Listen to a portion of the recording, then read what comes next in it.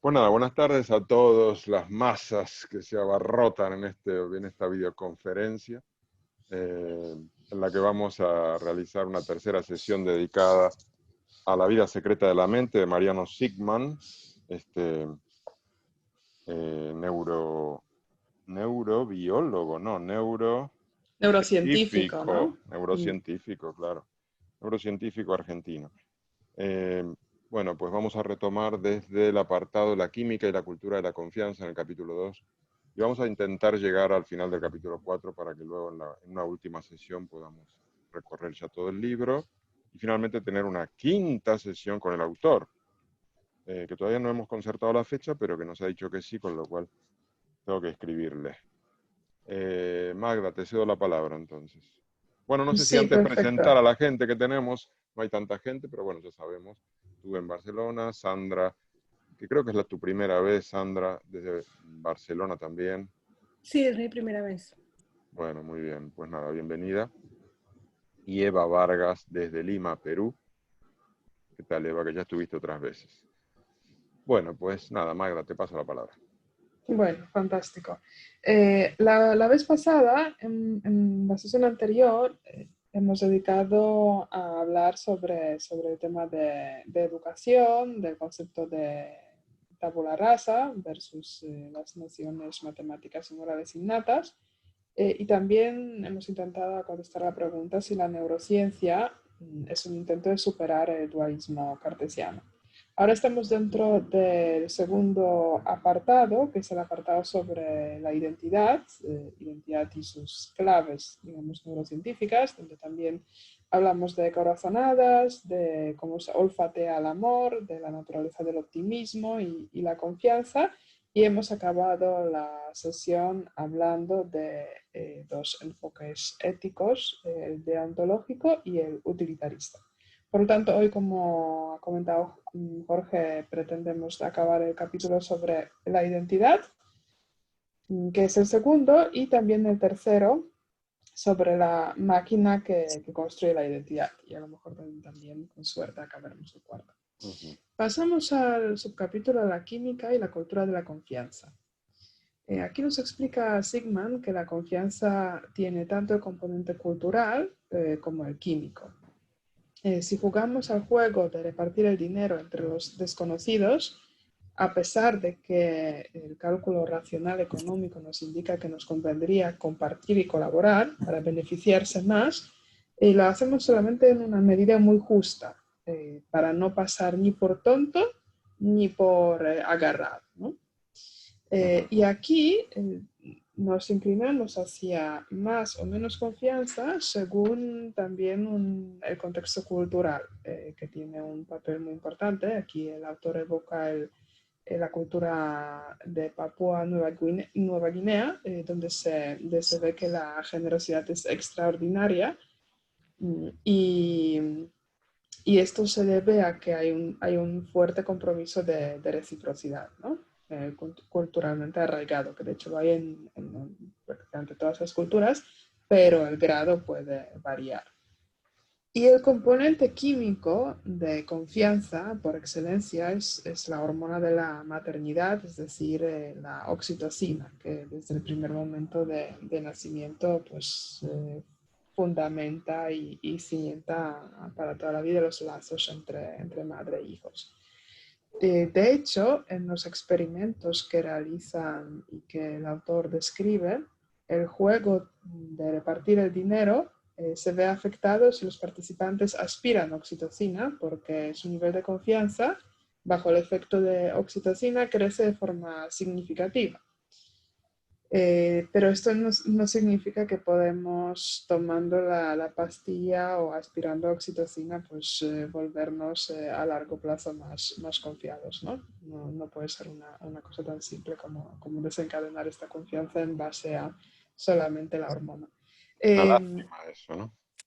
Sí, porque igual junto con la vacuna COVID incluiríamos la oxitocina y fundaríamos unas sociedades fantásticas, ¿no?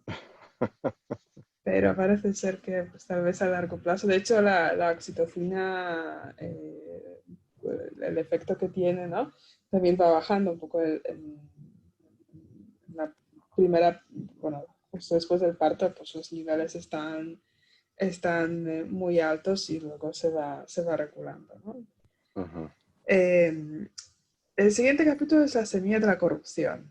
La corrupción es, según el autor, y aquí se apoya sobre Molière, pues justamente la rotura de los lazos de confianza. Es todo lo contrario de la confianza. Quien quiere matar a su perro lo acusa de rabia, dice Sigmund citando a Molière. Somos hostiles y tenemos sospechas de que alguien nos puede traicionar, porque eso es un mecanismo de autodefensa que tenemos. Por lo tanto, las acciones egoístas propias se convierten automáticamente en una proyección de opinión negativa sobre los demás, porque proyectamos nuestra perspectiva en la lectura de pensamiento de los otros. Y también cuando hacemos daño buscamos la justificación en el comportamiento de la víctima, ¿no? Es una cosa muy, muy habitual, yo creo que lo podemos observar pues, desde los daños pequeños hasta los grandes, ¿no? Es un mecanismo muy, muy clásico de los actos violentos. Actuamos en consecuencia a las creencias que tenemos sobre el otro. Por lo tanto, si somos confiados, pues actuamos en función de esta confianza y si estamos desconfiados, pues todo lo contrario. La persistencia de la confianza social. La neurociencia demuestra que las decisiones cooperativas y altruistas pues, activan en nuestro cerebro los circuitos dopaminérgicos, exactamente igual que el sexo, el chocolate o el dinero. Por lo tanto, el hecho de ser bueno tiene un valor y una recompensa directa, ¿no? No solamente abstracta, sino haremos un chute de dopamina cuando hacemos un acto altruista. Y aquí, citando al autor, el capital social no solo es bello y digno, sino también se paga, ¿no? en esta recompensa dopaminérgica. En el juego de repartir el dinero, la confianza de un jugador retroalimenta la confianza del otro. Por lo tanto, pues, los actos altruistas podemos interpretar que de alguna forma se contagian también, ¿no? El bien también se multiplica. En resumen de este capítulo, nos hace el autor la pregunta: ¿por qué teniendo los mismos mecanismos cerebrales somos tan diferentes y tomamos decisiones tan dispares? Y aquí explica Simon que el diablo se esconde en los detalles, es decir, los pequeños ajustes y sutiles balances nos inclinan hacia un comportamiento hipersensible o hiperaltruista, ¿no? Si hablamos de confianza, hiperconfiado, o al contrario, pues frío y calculador. Pero lógicamente no es solo biología que nos hace diferentes, sino ya mencionado el contexto sociocultural en el cual crecemos y nos desenvolvemos. Las estructuras cerebrales se ven afectadas según si estamos rodeados por la cultura de confianza o la desconfianza. Y aquí cita Sigmund, es decir, la cultura y el cerebro se entrelazan en un eterno y grácil bucle. Así concluye Sigmund este capítulo. Y aquí os lanzo la pregunta sobre pues, la cultura en la cual nos encontramos, que no sé si es la de todos nosotros, creo que posiblemente de ninguno, si hablamos de la cultura española, La ¿no? cultura humana, digamos, podríamos decir. Propiamente dicho, pero no, aquí hablamos de un contexto cultural y entiendo más nacional, ¿no? O más regional, más geográfico, creo. Por lo tanto, ¿qué es lo que predomina en nuestra cultura?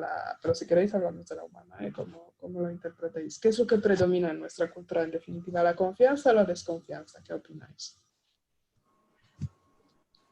Pues mira, voy a responder porque pienso que he tenido un pie en dos culturas bastante distintas, y aquí voy a generar polémica con mi hermana, que la ha visto Es entrar. verdad, se ha conectado Silvina.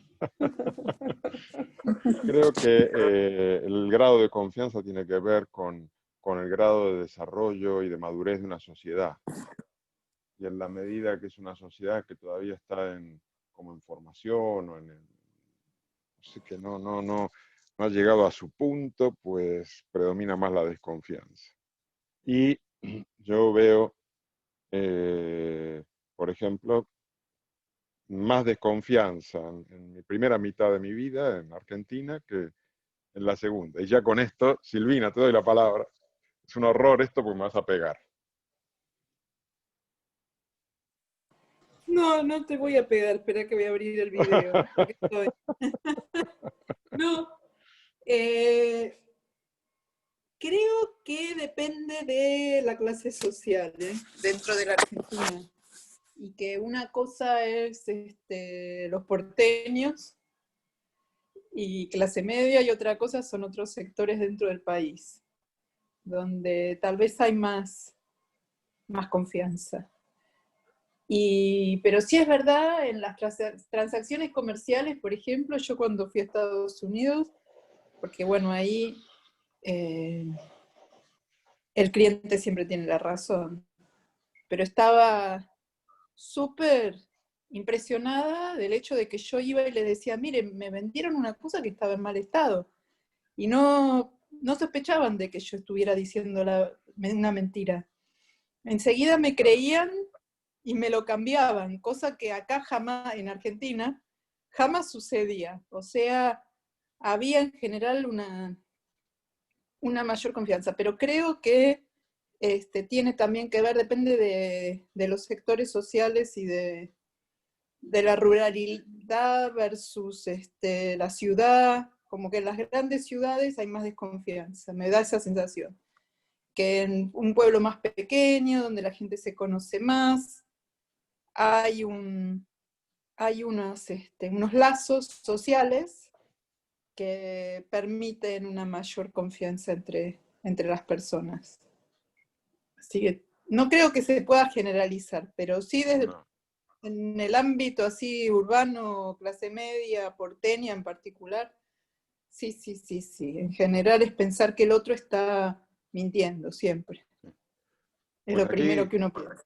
sí, aquí somos todos porteños en realidad, porque tenemos el puerto de Barcelona, el puerto de Lima, el Callao. Bueno, el único que no tiene puerto soy yo. Digamos que, no sé, Magda, tus orígenes polacos, Sí, ¿cómo los sí. comparas? Y estoy bastante de acuerdo contigo también puedo dividir mi vida en la parte que vivir una cultura de bastante desconfianza y luego este grado de confianza crecía, pero no solamente porque cambié del país, sino que también, ¿eh? Pero fundamentalmente donde observé el cambio era en mi propio país, que en la época de mi infancia, que todavía Polonia pues, formaba parte de la zona de influencia soviética, ¿no? Y no estaba demasiado arraigado el concepto de la propiedad privada, todas las empresas eran estatales, ¿no? Los bienes también, por lo tanto todo era de todo, y el robo, y era una cosa pues muy extendida, y por lo tanto la desconfianza en consecuencia, ¿no? Y los tratos comerciales basados en palabra, en acuerdos verbales, era una cosa prácticamente impensable. O sea, no existía nadie. Y yo cuando llegué a España, pues vi que el grado de confianza es muy superior, cuando empecé a trabajar con otros países, ¿no? Que el grado de confianza era muy superior. También me extrañaba, ¿no? Lo que dice Silvina un poco, pero también llevado a relaciones business, o sea, no solamente a que confían que yo devuelva algo y confían en mi versión, pero en las relaciones de negocio, que entre empresa y empresa, pues hacemos un acuerdo y en principio, salvo evidentemente muchas excepciones, pero en principio, pues este acuerdo tiene que cumplirse. Pero luego vi que Polonia iba avanzando, o sea, abriéndose a lo que es las reglas del mercado, y esas en paralelo, ¿no? La, con las reglas de libre mercado venía mayor confianza, sobre todo en términos de relaciones comerciales y también un poco humanas, ¿no? Aunque ahí el mundo, estoy de acuerdo con Silvina, que ahí el mundo es más complejo y hay más factores en relaciones humanas que no en comerciales. Por donde observé un cambio brutal era sobre todo en los acuerdos comerciales, de pasar de desconfianza a una confianza, pues yo creo que ahora mismo entre España y Polonia son bastante similares, ¿no? Pero partíamos de un gap muy importante Ujú. en este aspecto. Pues nada, no sé si Sandra y Eva se animan a encender sus micrófonos o prefieren seguir en el silencio. Bueno, mi experiencia es parecida a la vuestra. Yo soy colombiana, Ah, Llegué a Barcelona hace 20 años, en el año 2000, y la primera sensación que tuve respecto a esto era parecida a lo que ha dicho tu hermana Sí. de que Barcelona, a pesar de ser una ciudad grande, un puerto, mi percepción de las personas era de gran confianza, de a veces ingenuidad. En Colombia creo que pasa algo parecido a Argentina. Ujú. Pues, yo soy de Bogotá, además de la capital, Sí. y las personas suelen ser bastante desconfiadas. Ujú. Así que mi experiencia de vida ha sido parecida también, de pasar de un medio de total desconfianza, incluso de miedo, a, a vivir en una ciudad en la que percibía una gran confianza, aunque es verdad que en los últimos años eso ha variado. Ujú. Sí, Y es Eva, cierto lo que... Perdón. no, le iba a preguntar a Eva qué nos dice desde Lima, Perú. Bueno, yo personalmente soy una persona que sí confío.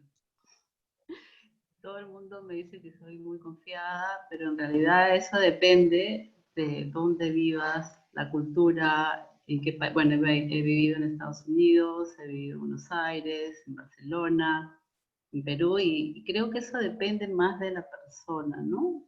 Ya, yo confío. Ujú. Y no, nunca pienso mal, siempre veo todo lo positivo de la gente, pero realmente en lo que no confío es en la política, nada más.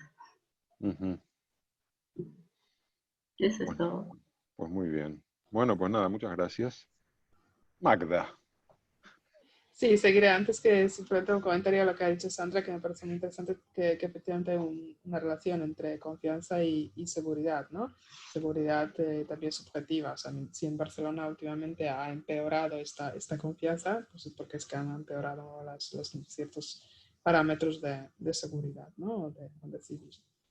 Ujú. Bueno, seguimos con el libro y pasamos ya al capítulo 3, la máquina que construye la identidad.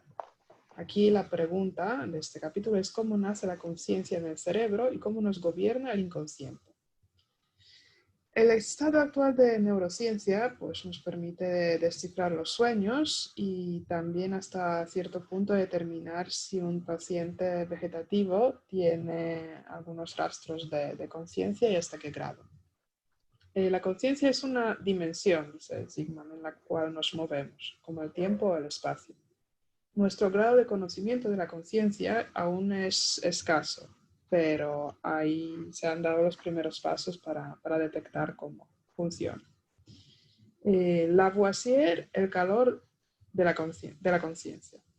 En este apartado, Sigmund compara el estado actual de conocimiento neurocientífico sobre la conciencia con las intuiciones que tenía físicos franceses Lavoisier y Carnot en la era de la Revolución Industrial, que sabían que el calor era importante, tenían pues, cierta imagen de que era podía ser una potencial fuerza, ¿no? que mueva las máquinas, pero que no sabían explicar el porqué ni los mecanismos. Bueno, en este estado estamos actualmente con la conciencia.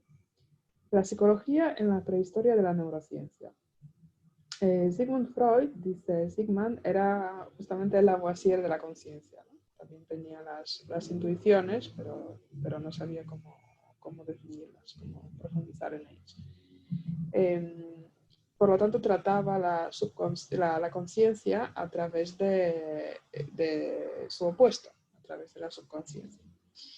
Freud trabajaba a ciegas, pero con buena intuición, que ha sido confirmada luego por Cajal, que dice Sigmund es el padre de la neurociencia, y que ha detectado que la base del funcionamiento cerebral son las neuronas.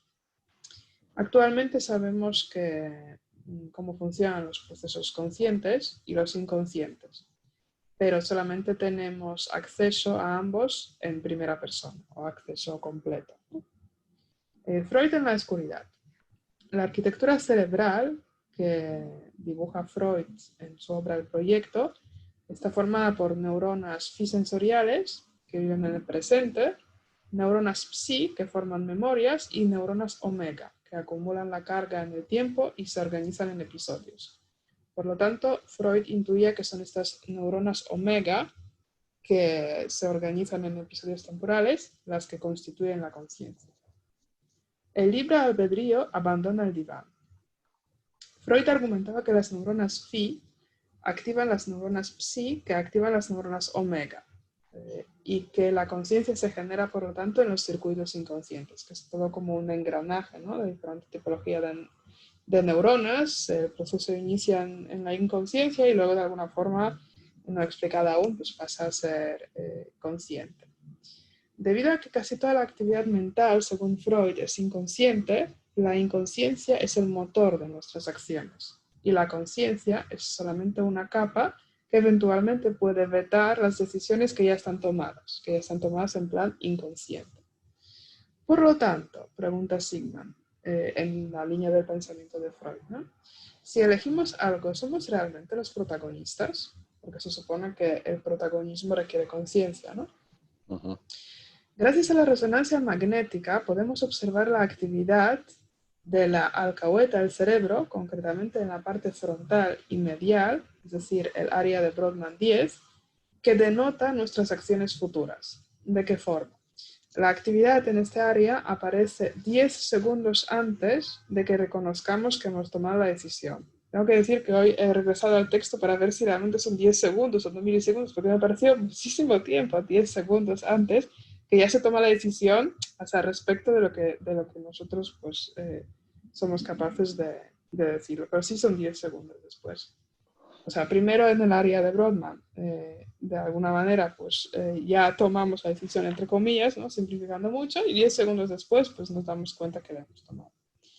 Por lo tanto, antes de que seamos conscientes de haber tomado la decisión, ya nos estamos preparando y nuestro cuerpo se está activando para poder ejecutarlo.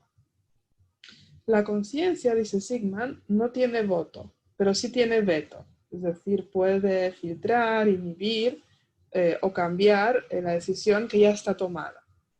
Si alguien cambia de opinión, se observa una cascada de procesos cerebrales. Desde esta perspectiva, el proceso de toma de decisiones parece una confrontación, una discusión interna compleja de voluntades, y a veces puede incluso entrar en bucle. Aquí una cita del libro.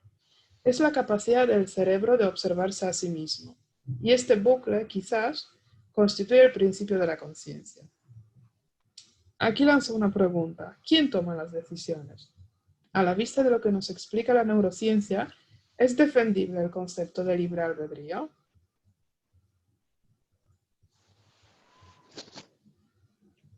¿Quién se atreve a lanzar, a ver, definir este decisor interno misterioso? Pues yo creo que la próxima vez que nos digan, oye, eres un inconsciente por haber dicho eso, pues sí, a mucha honra. No sé, es un libro que te da vuelta a todo, ¿no? Si efectivamente las decisiones las toma nuestro inconsciente, pues nosotros ¿quién somos? Somos un intruso. Esa es digamos, es como una especie de visitante, que bueno, venimos aquí a observar lo que ya decidió nuestro inconsciente, y en todo caso vetarlo sería como una especie de autocensura 10 segundos más tarde. Encima somos lentos. No lo sé, la verdad que esto desarma muchísimo. Yo que tenía tanta seguridad en la solidez de mis razonamientos, ahora quizás lo que suceda es que es mi inconsciente el que está funcionando y yo simplemente observo lo bueno que es. No, pero digamos, no lo sé, la verdad, Silvina. A ver, no, lo que estoy pensando es que ese inconsciente no viene preprogramado. Hay una parte que sí, que tenemos, digamos, una memoria ancestral seguramente de la evolución, etcétera, pero después hay toda una modificación que se va construyendo con la vida en la interacción con otros, con otras personas que no dejaron fluir su inconsciente libremente, porque justamente le ponían vetos a su inconsciente. Particular, bueno, pienso cómo estuvimos expuestos a la forma en la que nos trataron en la familia, en la que nos trataron en el colegio, y eso nos fue modelando nuestro inconsciente. Entonces, nuestro inconsciente es la consecuencia de alguna forma de los filtros que fueron poniendo los otros con los que nosotros interactuamos. Entonces no es totalmente inconsciente. Y además, por supuesto, todos los actos, si nosotros podemos, no te digo que vamos a filtrar todo, porque no creo que filtremos todo, pero filtramos una gran parte, y bueno, eso también modela, porque no es solamente construir, sino como sacar cosas, ¿no? Imagínate las esculturas de Miguel Ángel, que él decía que ya estaba en el mármol y que él lo extraía, ¿no? No es que vos lo vas a construir, sino que sacás lo que sobra de alguna forma y de repente aparece algo vetando, sacando lo que sobra. Sí, digamos, pero el margen de acción es limitado, no vas a poder sacarlo todo porque entonces ya directamente te quedas, mueres directamente. Esto es como subirse a un caballo en marcha. Esa es mi idea, ¿no? Entonces, una vez que te No, montas, bueno, pues entonces ya va en creo que hay que a través de la educación y a través de la interacción con los otros, se va modulando todo eso, ¿no? Y y va incorporando a ese inconsciente comportamientos, actitudes, reacciones a lo largo de la vida. Y eso se va modificando. Ujú. Bueno, te veo con mucha confianza, justamente, Bueno. en el poderío de tu conciencia. Bien. No, pero lo que te digo es que, ¿qué quiere decir el inconsciente? No es una cosa que está estática, es una cosa que se va modificando con la propia experiencia también, lo que vas guardando en ese inconsciente. No es que naciste con un inconsciente y lo que te fluye del inconsciente es siempre lo mismo, se va modificando. Ujú. Y bueno, y en esa modificación hay filtros que actúan sobre cómo se modifica. Eso. ¿Qué Sí, opinas de estos temas, yo Magda? creo que necesariamente, como dice Selina, tenemos que tener el inconsciente ya un poco civilizado, ¿no? En este proceso de educación y de formación continua, porque si no, si solo dispondríamos de este veto así un poco anémico de la conciencia que llega tarde y no siempre, pues sería muy salvaje todo, ¿no? Si este inconsciente no estuviese un poco más, un poco educado o Más formado y ya domesticado. más domesticado, sí. Seríamos muy bestias. La conciencia de tanta fuerza como Quinta Sigma no tendría suficiente fuerza para refrenarlo si el inconsciente fuese completamente descontrolado, yo creo. Ujú. Sandra y Eva, ¿tenéis algún tipo de opinión sobre esta cuestión tan compleja? Por lo menos para mí, no sé. Bueno, para mí lo es aún más, pero estaba pensando que la pregunta era sobre el libre albedrío, no sobre el inconsciente. Creo que nos Sí. cuesta mucho aceptar que sea nuestro inconsciente el que tome las decisiones y no nuestra conciencia. Estaba recordando el libro de Daniel Kahneman, que obtuvo el Premio Nobel de Economía por sus hallazgos y que hace algunos años apareció en español su libro Pensar rápido, pensar despacio, en el que se desarrolla esta idea, ¿no? Esta idea de que las decisiones las toma nuestro inconsciente. No creo que sea nuestra reacción a eso sea otra cosa que un golpe a nuestro ego, ¿no? Es decir, que igual que los seres humanos, bueno, el conjunto de la humanidad sufrió un choque con el cambio de paradigma con Galileo, de pensar que no, la Tierra no era el centro del universo. A lo largo de la historia de la humanidad hemos sufrido otros choques, otros golpes, otras bofetadas a nuestro ego y una de esas bofetadas fuertes es esta, ¿no? Sí. Somos sobre todo inconsciencia y por eso nos cuesta tanto. Además de que es un tema difícil, pues nos cuesta aceptarlo. Sí, es Sí, muy cierto. como has dicho, Sandra, efectivamente la pregunta iba sobre el libre albedrío, que es un sujeto moral autónomo, ¿no? Tal como lo definía a lo largo de siglos la filosofía. Pues la libertad que tenemos para tomar las decisiones nosotros mismos, ¿no? Y la inconsciencia hasta qué punto nos limita en este libre albedrío, porque si está fuera de libre albedrío es conciencia pura, ¿no? Son decisiones absolutamente racionales, por lo tanto pues resulta que carga una mochila, un bagaje que ni siquiera siente pero está ahí, y que le limita en sus decisiones autónomas, ya sean morales o de otro tipo, no desde fuera por las circunstancias externas, sino desde dentro. Entonces supone pues una fuerte limitación, ¿no? El concepto de libre albedrío tal como lo teníamos pensado en toda la era liberal. Sí, es una cuestión que también trata Harari para añadir al proceso de desgaste del liberalismo este factor de que, oye, y tampoco el libre albedrío existe, de que ya no le queda nada al liberalismo. Tendría que ser como, bueno, miren, bye, terminó. Sí, esa sería un poco la conclusión, ¿no? Harari lo descompone en algoritmos bioquímicos, ¿no? Directamente. Sí, Todo. Es una reducción así un muy, poquito muy extrema, ¿no? materialista. No, bueno, y también físicos, porque hay cosas que son imposibles de hacer. Con lo cual, por más que yo quiera saltar a la luna, no lo puedo hacer. O sea, hay muchas limitaciones. Y toda nuestra actividad está basada en una base física, digamos. Física desde el punto de vista de la física y del objeto, ¿no? De nuestro cuerpo, de nuestro cerebro, etcétera, etcétera. No podemos hacer cualquier cosa. Tenemos limitaciones. Eso está A claro. veces, ¿cómo? No, digo que eso está claro, que creo que son todas limitaciones. No, bueno, pero por ejemplo, cuando una persona se va deteriorando físicamente, le cuesta ir incorporando esas limitaciones porque hay ciertas cosas que antes podía hacer y que las tiene que dejar de hacer.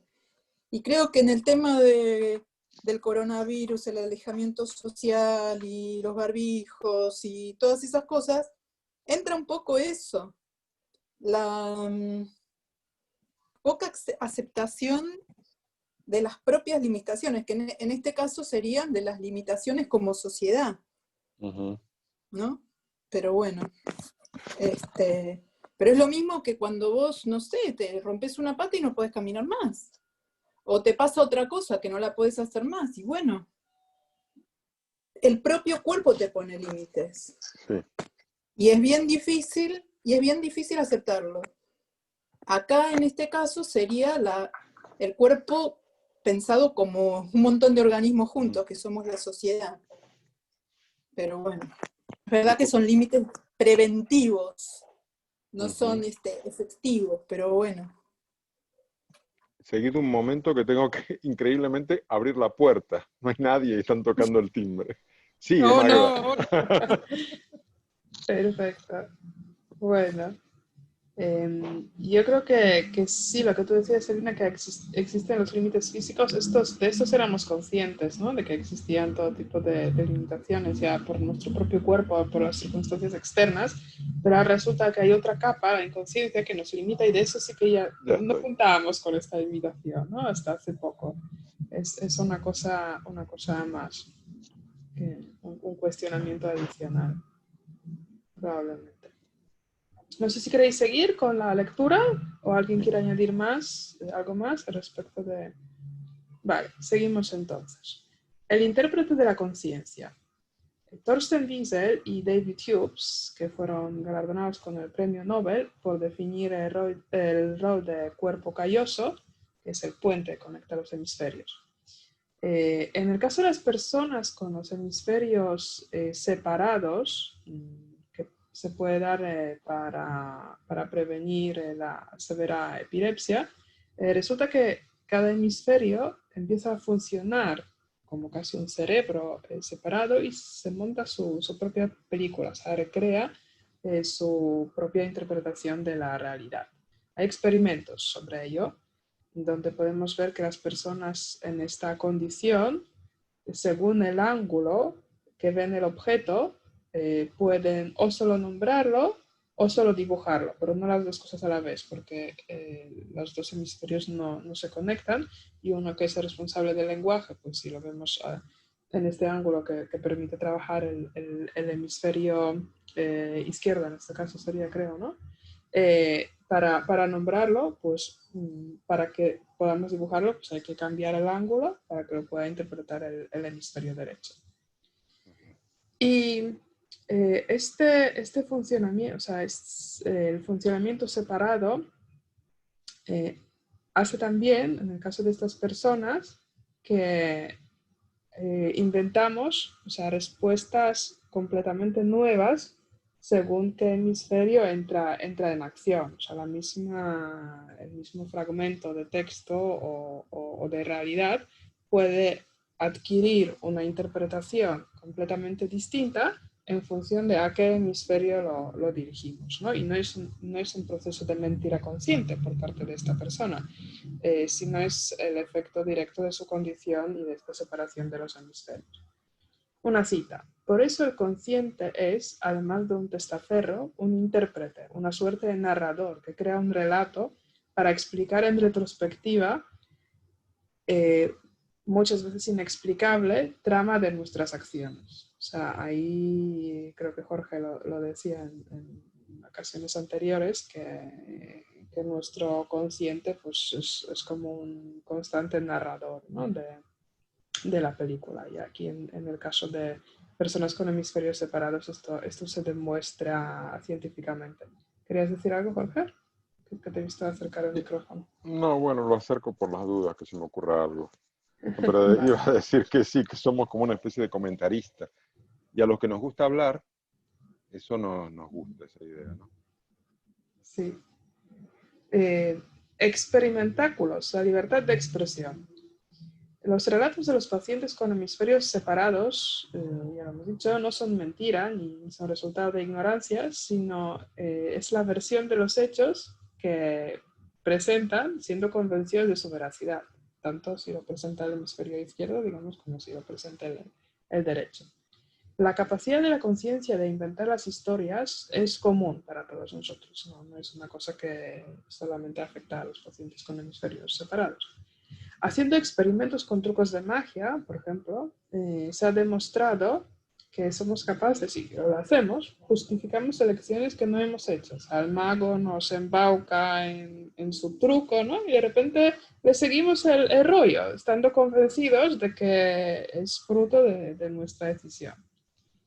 El autor ha realizado una cosa que llama experimentáculos, porque tiene la parte de espectáculo y la parte del experimento, y que se han apoyado en el mecanismo de forzado psicológico, que es el mecanismo que utilizan los magos, y que es exactamente opuesto al libre albedrío. O sea, somos completamente manipulados, ¿no? En este caso no actuamos libremente, aunque pensamos que sí. El espectador, pues eso, piensa que escoge libremente, pero en realidad está guiado por una serie de sugerencias subliminales y escoge al final lo que el mago quiere que escoja. Lo más interesante es que nuestro cuerpo sí que sabe si la elección ha sido libre o no. ¿Y cómo se detecta esto? Pues cuando el mago fuerza la decisión, nuestra pupila se dilata casi 4 veces más que cuando no la hace. Por lo tanto, nuestra pupila pues reacciona, pero a nuestro consciente esto no le llega. El preludio de la conciencia. A pesar de que movemos los ojos, las imágenes no se mueven, porque el cerebro edita la trama visual en una estabilización de imagen, que es como si fuesen las cámaras modernas, ¿no? Pero con digamos, un nivel de éxito mayor, porque no tenemos nunca imágenes borrosas y todo funciona bien. Es un efecto que se llama supresión sacádica. El cerebro tiene registro de sus propias actividades y este registro es como una antesala de la conciencia. Y un ejemplo que da Sigman aquí es que no nos podemos hacer las cosquillas a nosotros mismos porque el cerebro prevé esta acción y genera un aviso. Cuando ya el cuerpo está avisado, pues no va a reaccionar de otra forma que no se genera pues, este efecto de la cosquilla. No es un proceso consciente este aviso, pero sí sucedía. Otro ejemplo sería el diálogo interno que perpetramos pues, prácticamente todo el tiempo con nosotros mismos. Y que somos conscientes de que estas voces son internas. Somos conscientes en el caso de nuestro diálogo diurno normal, ¿no? Pero ni durante el sueño ni los enfermos de esquizofrenia tienen esta capacidad de discernir entre voces internas y el input, ¿no? Que nos viene de fuera. En síntesis, el círculo de la conciencia. Cuando el cerebro ejecuta una acción, por ejemplo un movimiento, no solo avisa a la corteza motora, pero también a sí mismo para reacomodarse. Este efecto se llama copia enfrente y permite al cerebro monitorearse a él mismo. Es un proceso como de autocontrol cerebral. Los procesos inconscientes se vuelven visibles para el cerebro poco antes de ejecutarlos.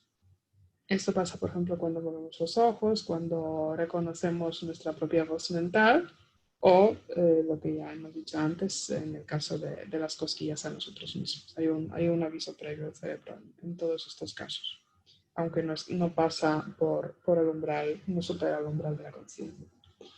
La fisiología de la conciencia. ¿Cómo es la actividad del cerebro cuando somos conscientes de algo? En el laboratorio neurocientífico se puede reconstruir la imagen, tanto consciente como subliminal, a partir de la actividad cerebral que produce. La conciencia, dice Sigman, se refleja a nivel de actividad cerebral como una segunda ola, muy potente porque abarca todo el cerebro.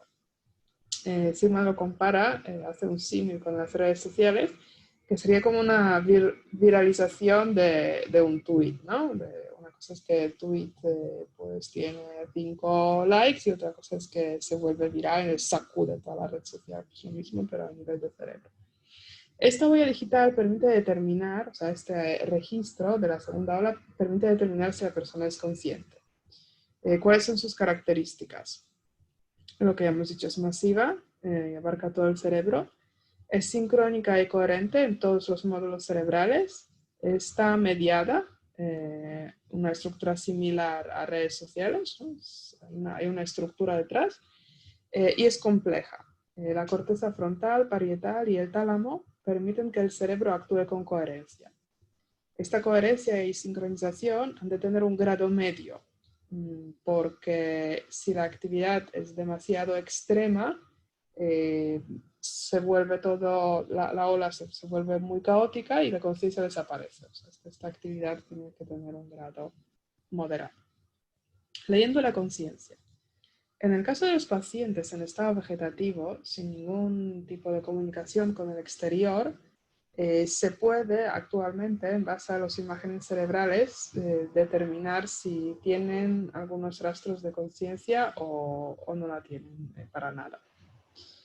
Esto se puede hacer pues, gracias al diagnóstico de imagen y se ha probado con los pacientes con los cuales no ha habido ningún tipo de comunicación. ¿Cómo se ha hecho? Pues vamos a ver.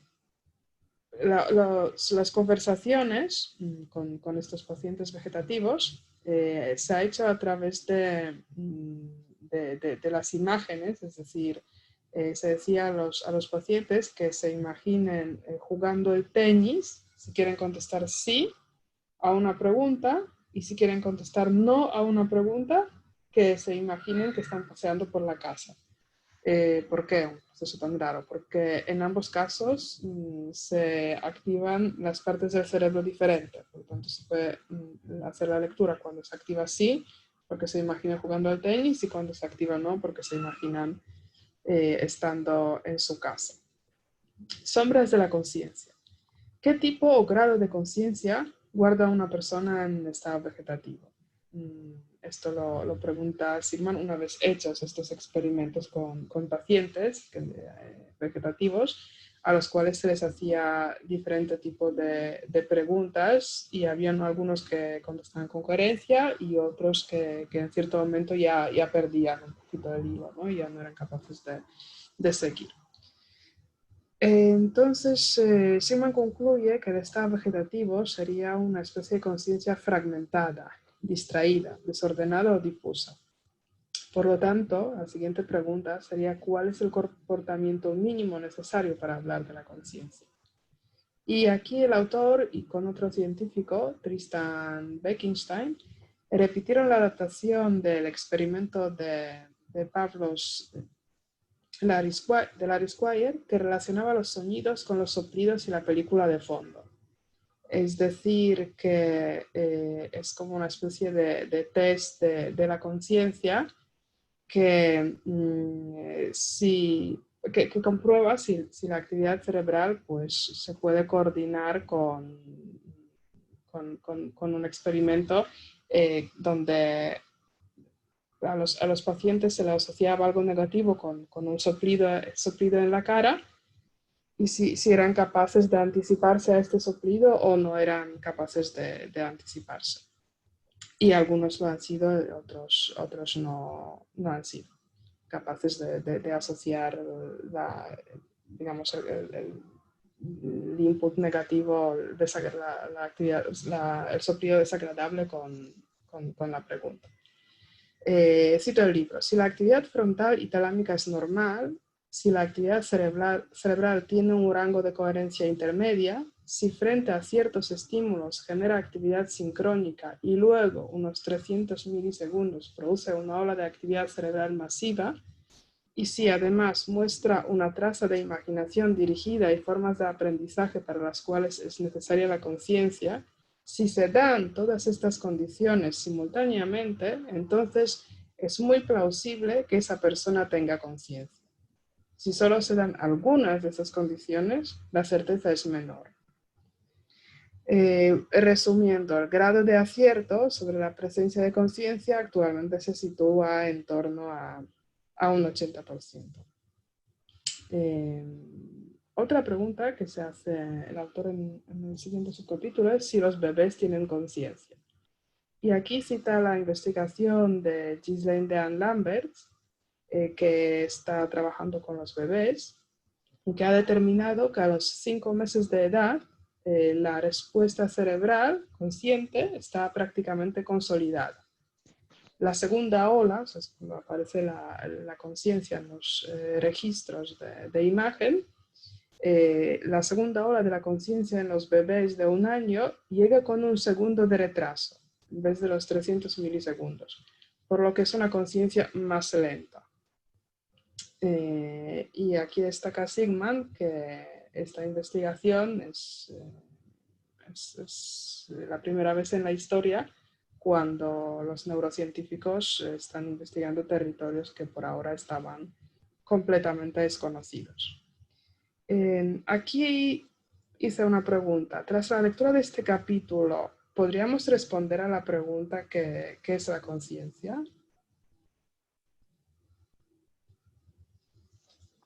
No, pues una pregunta ver, de respuesta imposible, diría yo. Lo que sí queda claro, que me gusta mucho esa idea de que el cerebro es como una serie de departamentos. No sé si lo escuché en algún reportaje hablar como de la idea de un directorio, que hay como muchos departamentos, y que sin la conciencia surge cuando esos departamentos actúan juntos, o digamos, o funcionan todos y cada uno hace su parte.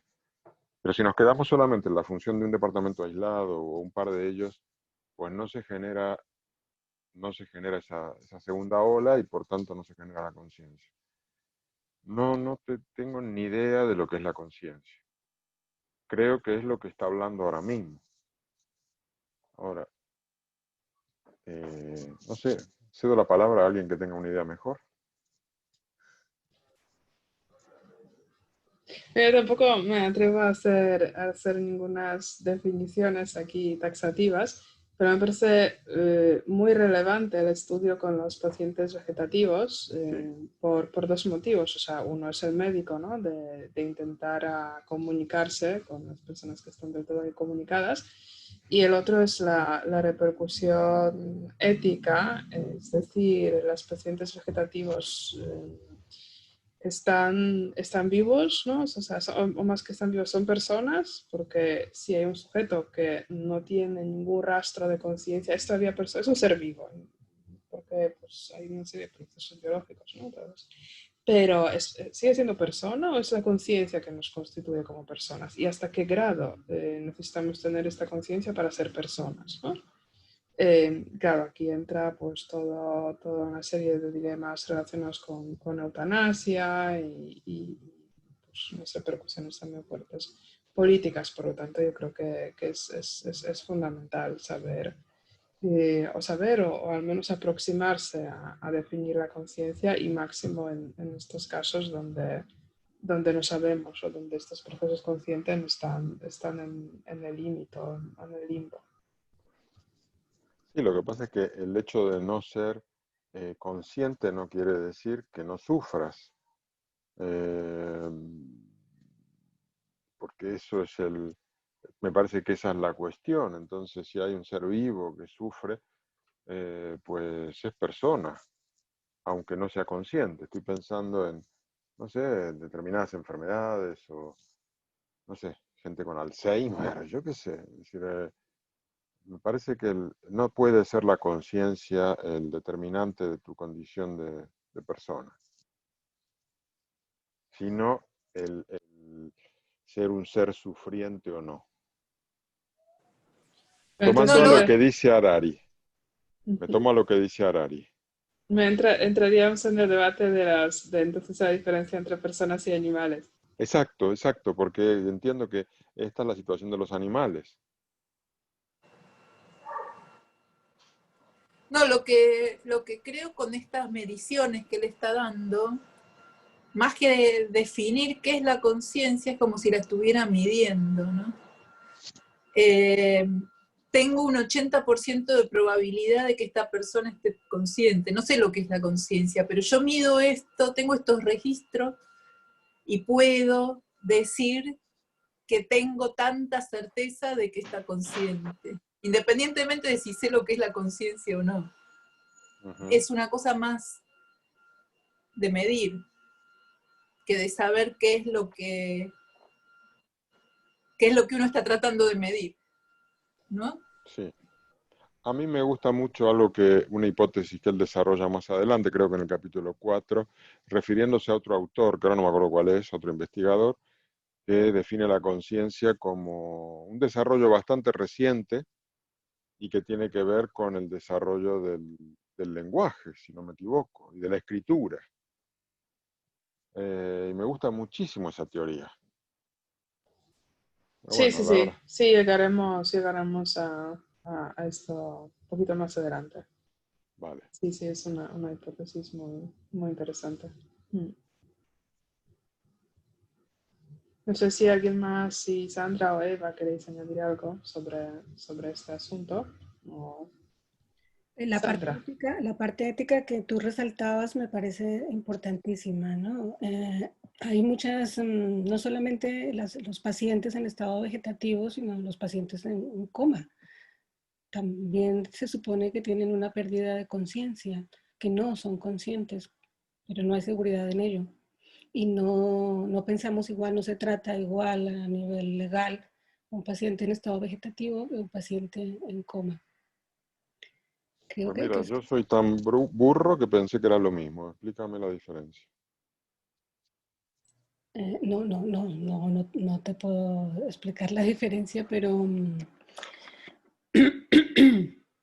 me refiero a que hay unos estados fisiológicos Ujú. en los que la respuesta a cualquier estímulo es cero, absolutamente cero, mientras que la mayoría de los pacientes en coma tienen alguna respuesta. Ujú. Y Ok.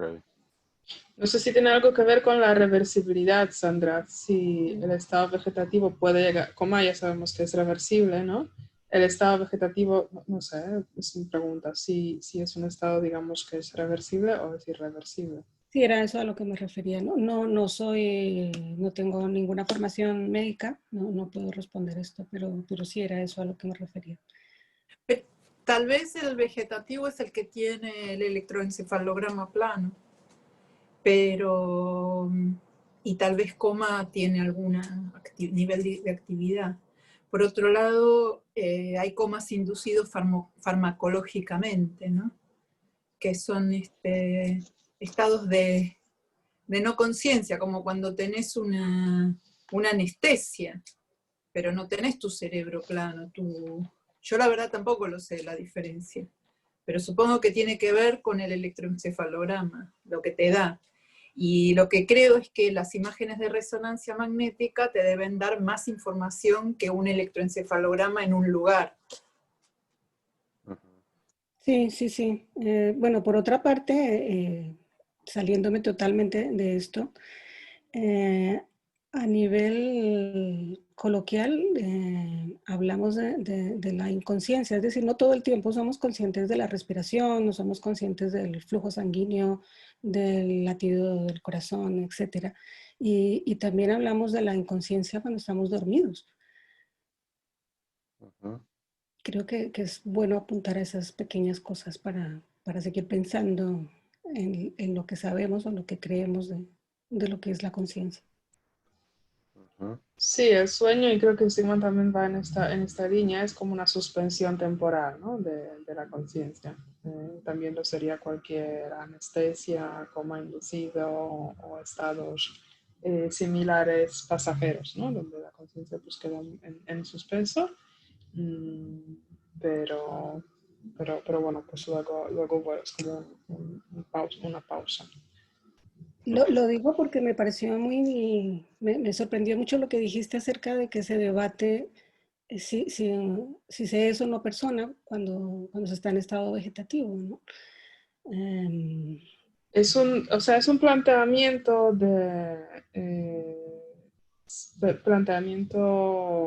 bioético de intentar definir persona como, o más bien, quien pierde el estatus de la persona es alguien en muerte cerebral y estado vegetativo irreversible. O sea, es una irreversible pérdida de conciencia.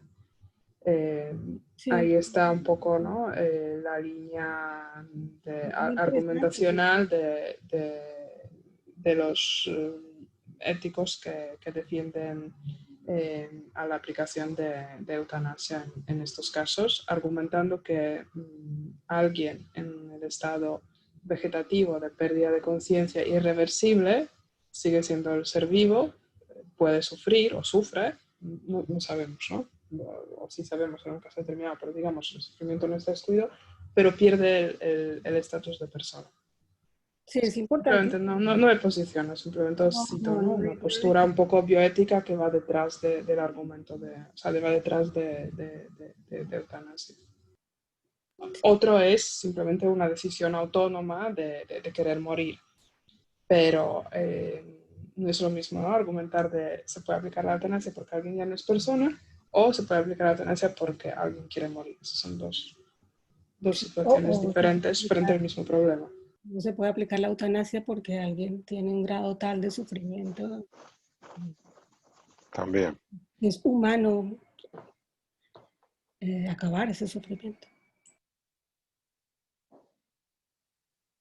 también, Sí, claro. sí, claro, esto es un discurso, ¿no? Pero un intento de justificación filosófica de por qué, o sea, frente a al principio ético de no matar, es que en este caso, pues ya no es persona, si la conciencia ha sido perdida de forma definitiva. Bueno, es una de las posturas, por eso la he evocado.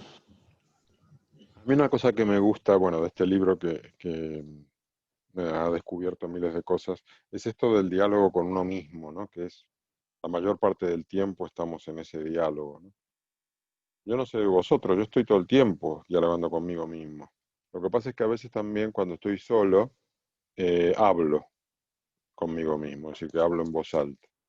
No sé si eso os pasa, porque me sirve más. No sé si es una manera de variar de, variar de lenguaje. O también, por ejemplo, cuando voy en coche, cuando estoy solo, voy a hablar, me gusta hablar solo. Hablar y practicar cosas, practicar ideas. Y repetirla una y otra vez.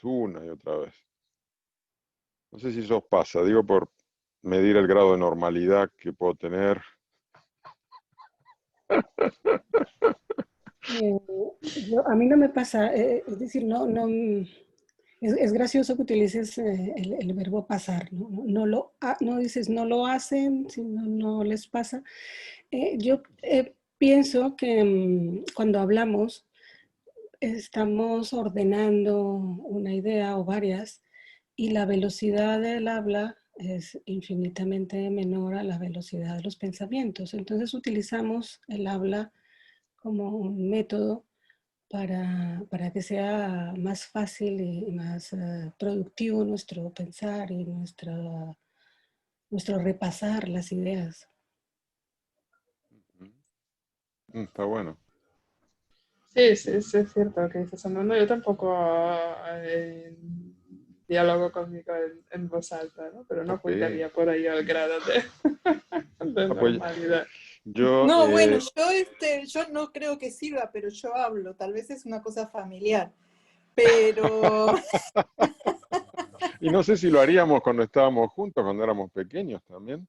no, pero es como jugar, porque en Sí. definitiva, cuando uno juega, pone las palabras en los muñecos y en realidad es uno hablando consigo mismo, en realidad poniéndose en el papel de otros sujetos. Y, Ujú, y es un poco eso. Cuando yo muchas veces hablo en otros idiomas, cuando voy caminando por la calle, ujú. o me digo cosas a mí misma en otros idiomas. No sé por qué, pero bueno, eso. Eso sí me pasa a mí. Ah, ok, Sí, ok, eso Ah, sí. ok.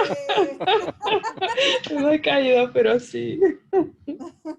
pues mira, yo lo que sí he leído y que por lo visto está estudiado, es que si tú, por ejemplo, cuando estudias, ¿no? No solamente lees, sino que también o lees en voz alta o repites lo que has estudiado en voz alta, eso te queda registrado en distintos sitios del cerebro y por tanto lo recuerdas mejor que si solamente lo lees sin hablar o utilizas un solo, ¿cómo diría yo? Un solo registro, Registra. un solo registro. Digamos, mientras que si combinas registros, se refuerza la memoria de eso que has estudiado y yo doy fe de que sí. A mí me sirve muchísimo hablar solo, porque luego me sorprendo cuando estoy hablando con alguien que me salen unas frases muy buenas, porque las había practicado. Seguramente. Sí, Ideas. con la memoria auditiva hay una anécdota con Piaget. Él contaba que si iba caminando, por ejemplo, y miraba su reloj y no decía, no pronunciaba la hora, a los pocos segundos de haber mirado el reloj ya no recordaba qué hora era. Claro. Sí, sí, sí, sí, sí. Bueno, ahora son las 20:11, lo voy a decir para no olvidarme, aquí en Madrid. Claro, es verdad, en Madrid y en Barcelona. Y en Barcelona también. Bueno, en Mm. Lima no. En Lima yo creo que hay 7 horas, ¿no? De diferencia. No, no, ya estoy perdido. La 1:11, ¿puede ser?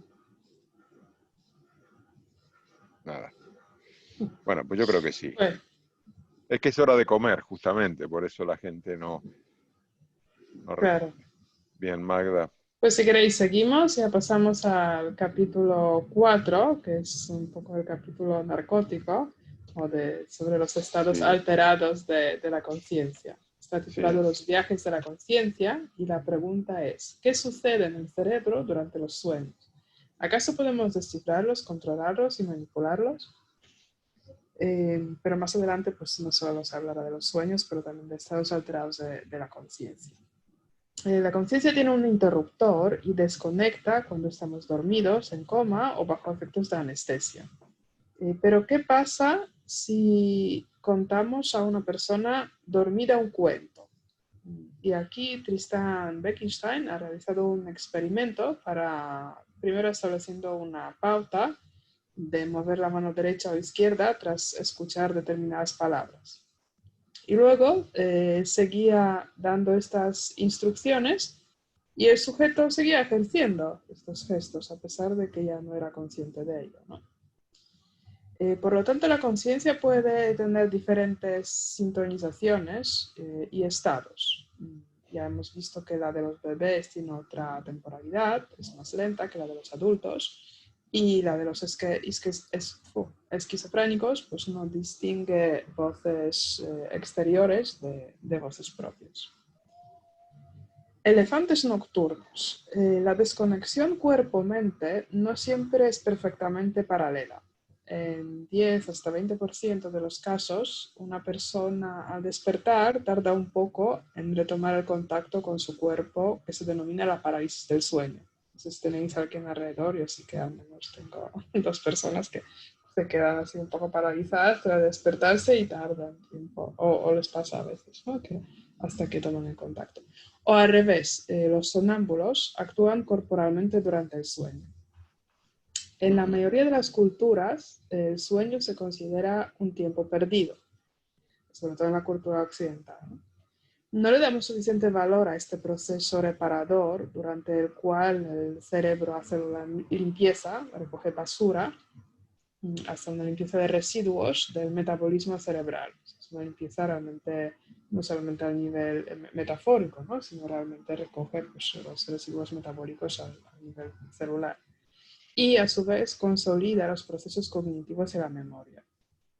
El estado actual de neurociencia permite mejorar esta consolidación de la memoria si los tonos de estimulación cerebral sincronizan con la actividad cerebral.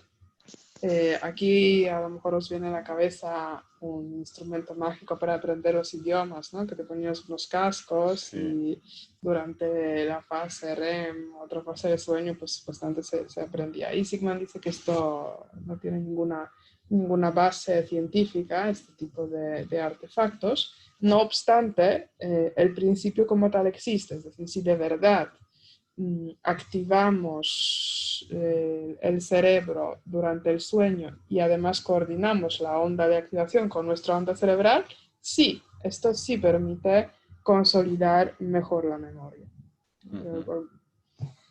Y aquí pregunto, ¿le das importancia a la higiene del sueño, horarios, descanso, hábitos antes de ir a dormir? Una pregunta casi personal. Si queréis contestar sí, si no, seguimos. Pues mira, antes de No hace falta contestar, confesar aquí no, todos los me pasos encanta, antes de ir a dormir, si laváis los dientes y demás, no hace falta me contar. encantan este tipo de preguntas personales, porque así nos integramos más como club.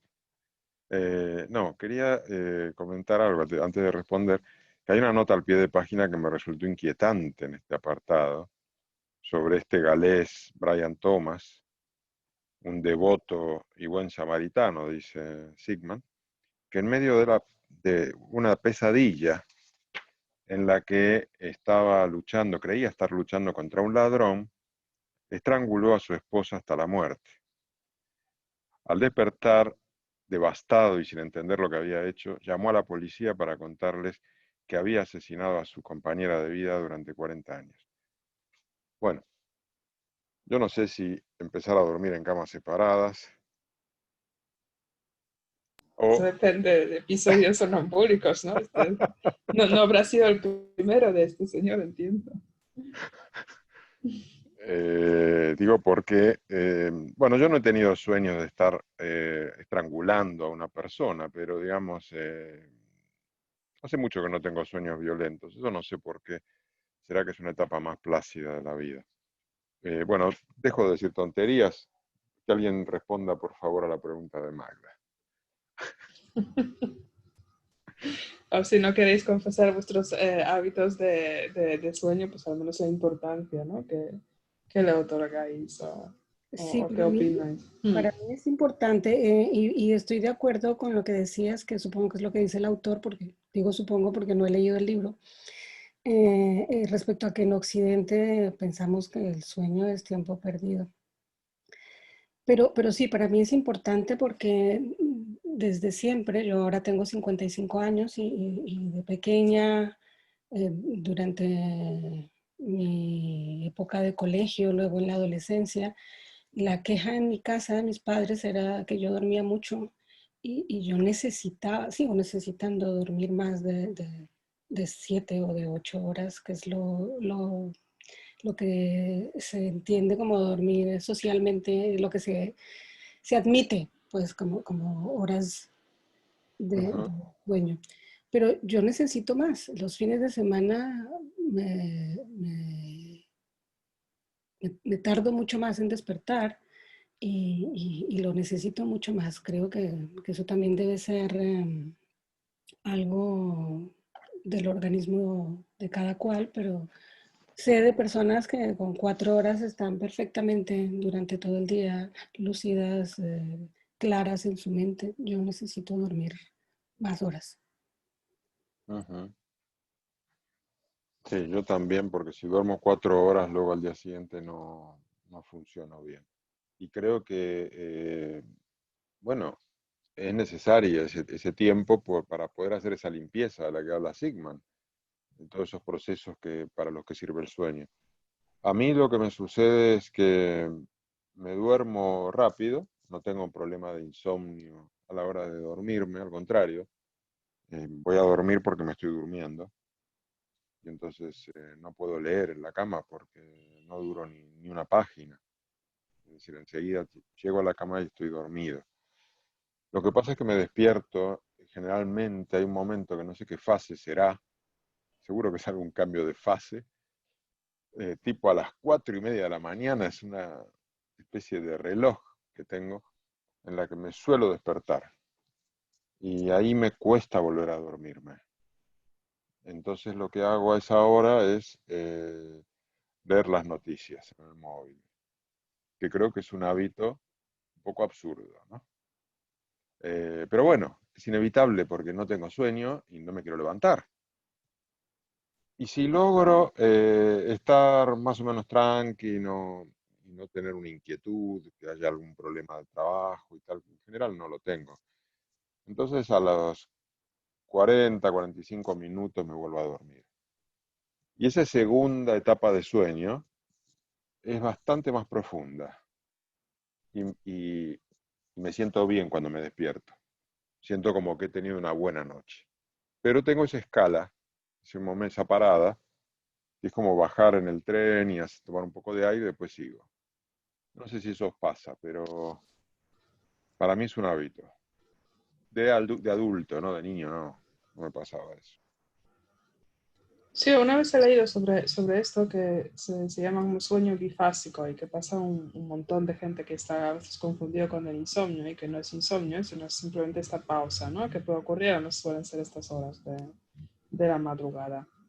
Yo lo tengo a veces, puntualmente, no es una cosa regular, pero sí que conozco personas que lo tienen de forma regular y pues al final pues hacen esto, un poco de, o sea, dar la vuelta por la casa, mirar algo y volver a dormir. Está recomendado justamente en general, ¿no? Leer el libro, por lo que tú dices, porque el efecto de la pantalla es más de excitar y el efecto del libro en papel es más, pues, induce más el sueño, al menos no tiene este efecto de la luz de la pantalla que te activa más, ¿no? Pero bueno, ahí es cada uno ya crea, supongo, sus hábitos. Creo que en una de las charlas que habéis organizado en Broadway sobre la luz, un experto de la luz que habló también de esto y que dijo que lo que hay que hacer era dar la vuelta por la casa, pero a oscuras, sin encender Exacto. la luz, ¿no? Me acuerdo de este consejo, pues también, Sí, lo que también pasa es era que yo un remedio alguna para vez lo esto. hice, pero siempre termino pateando algo, porque mi casa está llena de cosas, y es un ruido espantoso y todo. ¿Qué pasa? ¿Viste? Ya, claro, porque estás caminando en el medio de la oscuridad, pateando cosas y entonces ya se despierta toda la familia. Sí, tienes un riesgo y si hay una escalera por el medio ya, ¿no? Ya mejor ni pensar. Quería preguntar, no sé si vale preguntar. Sí. ¿No os pasa que si soñáis poco, o al menos si recordáis poco los sueños, sentís que estáis menos descansados? A mí me pasa. Si yo logro soñar, aunque no recuerde completamente el sueño, pero sé que soñé porque me despierto con la sensación, he descansado más, mientras que si no sueño, no logro descansar. Totalmente, sí, sí, totalmente. Yo recuerdo poco los sueños, ¿eh? Pero siempre cuando recuerdo algo, pues me da esta sensación, no sé si es real o es psicológico, ¿no? De que sé que he soñado, pero sé que he descansado, pero sí, sí, tengo esa sensación de que cuando despierto y me acuerdo de los sueños, tengo una sensación de descanso pleno, así como descanso perfecto, sí, sí, sí. Ujú. Mm. Silvina, ¿ibas a decir No, algo? a mí lo que me pasa, ahí iba a decir algo, sí. Si me despierto en medio de la noche, me quedo en la cama. Yo creía que no había que hacer nada, me quedo en la cama tratando de dormirme. Pero no me pasa muy seguido, cuando me pasa es un plomo, porque me lleva un tiempo volverme a dormir. No, es lo que me pasa a mí. Tenés Y que salir a caminar. ok, lo que sí me pasa es que si sueño, que últimamente no me acuerdo nunca, y me despierto por el sueño y me vuelvo a dormir, después no me acuerdo qué es lo que soñé. Me acuerdo que sí que soñé, que me desperté, pero se me olvida. Entonces, cuando hacía justamente psicoanálisis, escribía los sueños apenas me despertaba para no olvidarme, porque una de las preguntas típicas era, ¿estuviste soñando? ¿Qué soñaste? Y si yo no me acordaba nada, entonces tenía el lápiz en la cama para anotar, para poder después decirle a la Ujú, psicóloga lo que había soñado. ujú. Eva, ¿querías hablar? Sí, no sé si a ustedes les pasa, pero yo sueño todos los días y sueño tipo película. Me acuerdo todo y no sé, y nadie me puede explicar eso, ni el psicólogo, ni, bueno, nunca he ido a un psiquiatra, pero nunca he tenido una respuesta a mis sueños así de colores. ¿No les ha pasado a ustedes?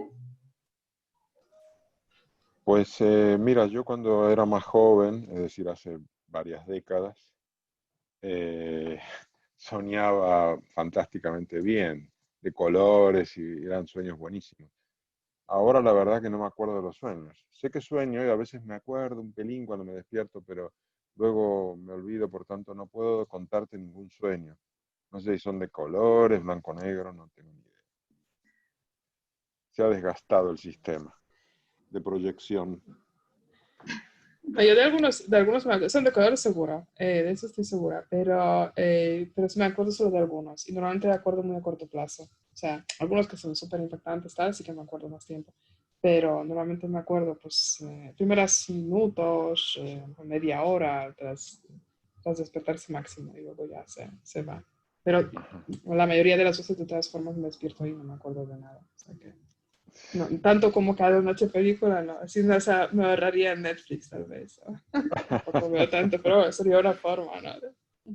No, tanto Sí, así. sí, sí. Mis sueños son de todo tipo. Hay sueños en los que atiendo más a las circunstancias, otros en los que parece que mi atención está más hacia los detalles, entonces sí que recuerdo que había un color o que había una textura, pero cada vez es una cosa distinta lo que llama mi atención, la música o el silencio. Ujú. El típico sueño que entiendo que es así como muy compartido y que además yo sí me acuerdo de muchos de estos, es el de volar o levitar. No sé si Sí. os pasa. Eso soñamos todos al principio, ¿no? Pero esos sueños que a mí me impactan mucho, sobre todo el de levitar, porque eso es muy realista. Y entonces este sí que me acuerdo de muchos Ah, episodios. sí, acabo de recordar otro sueño que a lo mejor también es compartido, que es haberme olvidado de vestirme o haberme olvidado de ponerme los zapatos. Claro, También. claro. De estar completamente desnudo frente a un público o en unas situaciones o en la empresa, sí, sí, sí, o en la escuela en el vestidor, pero vestidor en plan que sí, sí, sí, eso también es común. Otro común es caer en el vacío o escapar y no poder eso. y no poder escapar rápido frente a algún peligro, todo esto. Bueno, supongo que los Sí, que sí. visitan psicoanálisis supongo que saben. Otro que me sucede es que voy caminando y de pronto el terreno se vuelve ascendente y me cuesta muchísimo subir, me cuesta mucho, mucho, mucho. Pues mira, ese no lo he tenido, ese sueño, ¿eh? Yo creo que eso... Como de Sísifo, ¿no? Casi. Oh, Lo faltaría de, una bola. Sí, más o sí, menos. lo de Ese volar, sí. es un recuerdo de Bogotá, tal vez, porque Barcelona es más plano, ¿no es cierto? Ujú. Ah, Bueno, bueno, Montjuic. Bogotá es más de subir y Actividad. bajar. bueno, hay zonas de Barcelona que suben un poco. El Puché, trabajé muchos años en el Puché, Ah, ok. subía, Pues sí. Mm. pero no creo que sea eso, creo que es una cosa más simbólica, ¿no? Yo otra vez soñaré con esto porque hoy se me había ocurrido subir al Tibidabo, que es una gran montaña, bueno, no es Montjuic, que tiene 300 metros, pues Tibidabo tiene en torno a 600, subir hoy en bicicleta en Tibidabo, y lo he hecho primera vez, seguramente la última, a lo mejor me soñaré con esto un largo tiempo. Pues mira, Sí, hay nosotros bastante ahora costa. vivimos en una calle que es una subida brutal, con lo cual salir a caminar por aquí siempre implica hacer esa subida. Y antes, en una época que vivimos en Torremolinos, también en una zona que la llamaban la subida del Calvario, y nosotros vivíamos arriba. Mm. Es decir, que y estamos acostumbrados. Voy a tratar de soñar eso, Sandra, a ver si debería yo, después de tantas subidas. Vas a tratar. Voy a García Márquez, intentarla. García Márquez confesó en alguna, bueno, no sé si confesó o se inventó en alguna entrevista que le hicieron que uno de sus hobbies era soñar cosas, es decir, sentarse en la cama antes de ponerse a dormir y decir, bueno, hoy soñaré tal cosa. Yo creo que eso es imposible. Sí es posible, sí es posible. O sea, Sigmund trata de esto un poco más adelante, ahora retomaremos el texto y veréis ahí un Los apartado que habla sueños de sueños lúcidos. lúcidos y que Sí. podemos programarlos, ¿no? Oh, qué Es un bien. ejercicio, no es una cosa así muy automática y queremos y nos sale, pero sí, es posible. Sí. Así que si Eva, queréis, pues, ¿has conectado el micrófono? Sí, lo que quería preguntarles era que cuando uno sueña, ¿estás profundamente dormida o no descansas? Eso es mi inquietud de saber, ¿no? No, el sueño es parte del mecanismo. Ahora exactamente qué es lo que hace no te sé decir. Digamos, no es una anormalidad, al contrario. Está ahí el cerebro en estado de reordenamiento. No sé exactamente qué función cumplirá el sueño. Creo que una de las funciones es justamente la de reforzar memorias, ¿no? Reforzar lo aprendido durante el día, esa es una de las funciones. Ahora, ¿qué más? No lo sé. Tampoco sé cuándo, porque viste que el dormir tiene distintas etapas y no sé cuándo es que aparecen los sueños. O sea, está en alguna de las fases, que no me acuerdo si es la más profunda o no. Creo que no, que es un poco más, una fase un poco más liviana.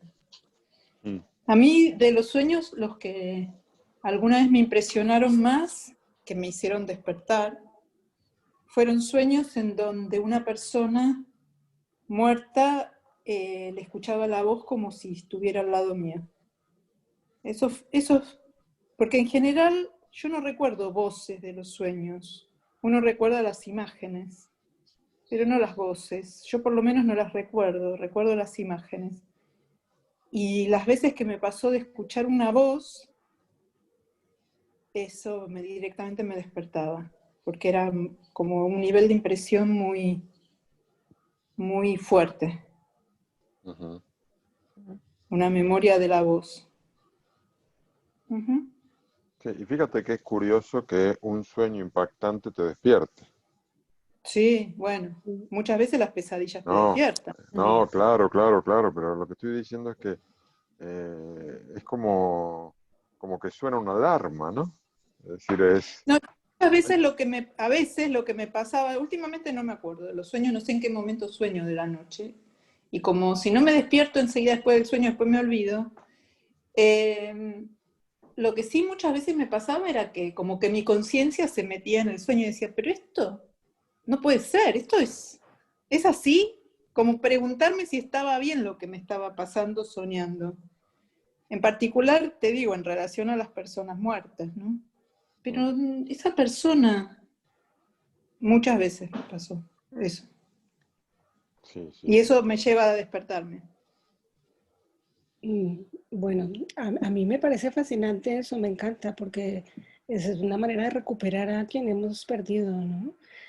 Hay un libro de Tabucchi, de Antonio Tabucchi, en el que cuenta al lector el origen de una de sus novelas, de Requiem. Requiem es una novela dedicada a su padre y el origen de Requiem es un sueño que tuvo con su padre y el sueño implica la voz, el idioma. Os lo recomiendo si lo queréis leer. No la novela, sino la explicación está dentro de un libro que se titula Autobiografías ajenas. Ujú. Muy bueno. Interesante. Ok. Bien, Magda. Pues si queréis seguimos un poco más. El siguiente subcapítulo es la confabulación del uróboro. El cerebro consolida la memoria en la fase del sueño de onda lenta, cuando la actividad cerebral se vuelve monótona y repetitiva. En la fase REM, la actividad cerebral se torna más compleja y se asemeja a la de la vigilia. Aparece el relato, pero no tenemos noción de ser autores de este relato y por lo tanto lo vivimos como si fuese realidad. En la fase REM se configuran diferentes patrones, un patchwork compuesto por la información existente. Aquí pregunta Sigman, ¿es sueño un proceso creativo? Hay muchas anécdotas sobre las grandes soluciones o inventos que se han ocurrido durante los sueños. ¿Y qué dice la neurociencia al respecto? Por un lado, que el relato consciente, al igual que el sueño, está lleno de creaciones, historias inventadas, falsos recuerdos y fantasías. De hecho, ya existe la posibilidad de implantar artificialmente los recuerdos que la persona nunca ha tenido. El sueño ayuda a la creatividad siempre y cuando hay una base sólida de inputs e importantes conocimientos durante la vigilia. Aquí dice entre líneas una cosa muy interesante, Sigman, que en el sueño hay un relato, pero en el proceso consciente también hay un relato, ¿no? Solamente que durante la fase consciente pues sabemos que somos nosotros los autores de este relato y en la fase del sueño pues no tenemos esta diferencia, pero tal vez la frontera, ¿no?, entre el sueño y la realidad no es tan grande como lo tenemos asumido. Yo Descifrando quiero, sueños. mira, no simplemente de confirmar que en muchísimas ocasiones he encontrado una idea, una solución a algún problema soñándolo. Es decir, que me he despertado con la solución. Sobre todo soluciones de proyectos, de temas de diseño. ¿Pero te has despertado con la solución o la has soñado? Porque creo que pueden ser cosas diferentes, ¿no? Bueno, no lo sé, es decir, a ver, mientras dormía he encontrado la solución, la idea, que luego al despertarme pude chequear dibujándola y fue la solución. Eso me pasó varias veces. Yo creo que es un poco también porque procesamos cosas en el segundo plano, ¿no? Todo el tiempo, aunque no somos conscientes, y entonces la idea, pero no sale de la nada, sino porque dice Sigmund, ¿no? Hay tanto input que al final esto aparece. Seguimos. Descifrando sueños. Yukiyasu Kamitani, gracias a una metódica de investigación de la actividad cerebral, ha sido capaz de reconstruir los sueños, o más bien sus esquemas conceptuales sin los detalles visuales y estéticos. Es decir, él ha reconstruido los sueños de los demás, ¿no? No en su trama estética o no en los detalles, pero más o menos ha sido capaz de reconstruir la historia gracias al diagnóstico de imagen. Este observatorio de sueño ha sido edificado analizando píxel por píxel la actividad de la corteza cerebral para ver qué regiones se estaban activando cuando una persona estaba dormida. Él ha hecho como una reja con unos cuadros de lo que es la estructura cerebral y registrando qué zonas del cerebro se activaban durante el sueño, pues ha podido llegar a imaginarse que estábamos soñando, que conecta con las test que se hacían a las personas en estado vegetativo, que si jugaban tenis se activaba una zona, ¿no? Por lo tanto, si alguien soñaba que jugaba tenis, pues probablemente se activaba aquella zona.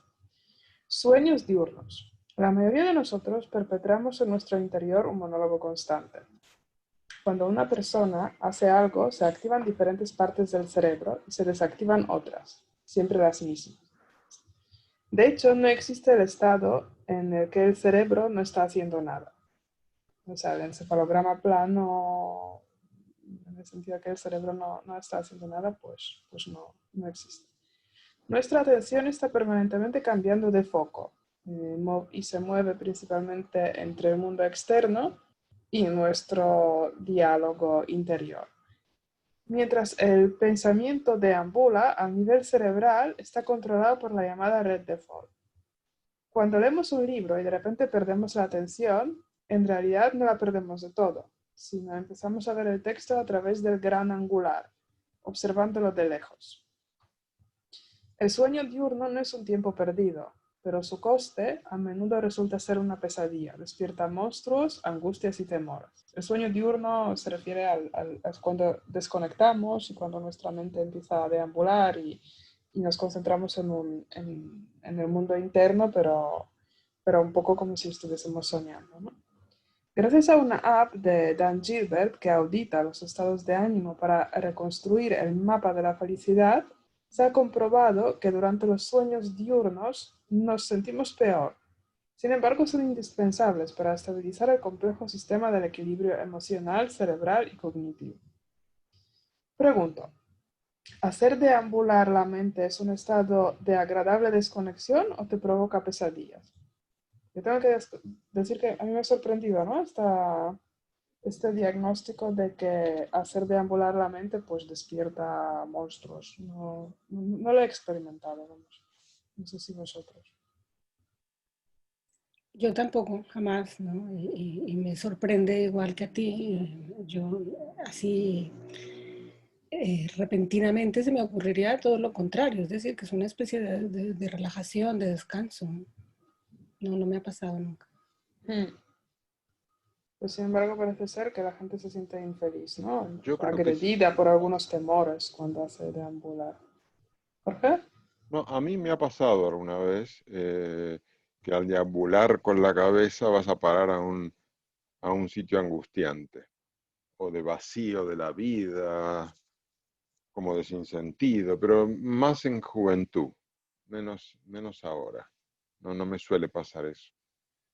Creo que al final somos como más prácticos, o en mi caso, hay un objeto que me ocupa la cabeza, es decir, tengo que hacer tal resumen, o quiero leer esto, o pienso sobre algo que estoy haciendo, o una canción, o no sé, ocupo con cosas concretas que son menos peligrosas que dejar la cabeza suelta yendo a parar al vacío existencial. Pero No, alguna a vez mí, yo me iba a pasó. decir, pensé que habías terminado. Seguí. No, que alguna vez me pasó, sí. No, a mí lo que me pasa es que eso me pasa a veces cuando tengo que prestar atención a algo y entonces me da sentimiento de culpa. Digo, uy, ¿qué hice? ¿Qué me perdí? Por ejemplo, si estoy en una charla, que tengo que seguir el hilo de una explicación y de repente me doy cuenta que no le había dado ni bola a lo último que me dijo y no puedo responder. Entonces me da más una sensación de no estar cumpliendo con el deber, porque me voy cuando tendría que estar prestando atención a otra cosa. O lo mismo cuando estoy leyendo y digo, uy, ¿y ahora qué pasó? Tengo que releer y eso me da un poco de fiaca, como diríamos. Bueno, Acá, pero que ya no eso... se dice más fiaca, se dice de otras formas, pero bueno. Sí, bueno, pues eso lo dice Sigman y me gusta mucho porque cuando lees siempre se te va la cabeza. Es decir, Sí. no somos perfectos que estamos todo el tiempo a piñón fijo ahí leyendo línea a línea. Hay momentos en los cuales lees un par de párrafos y resulta que no le prestaste atención. No, por Pero eso. lo que pasa es que no estás totalmente desenganchado del texto, sino que lo estabas leyendo en segundo plano. Quizás en primer plano estabas pensando otra cosa, pero en segundo plano lo estabas leyendo. Y cuando vuelves a leerlo, lo captas mejor que si no hubieses tenido esa lectura en segundo plano. Bueno, eso es una cosa que dice Sigman que ya me gustaría que fuese verdad, porque a mí me pasa muchísimo.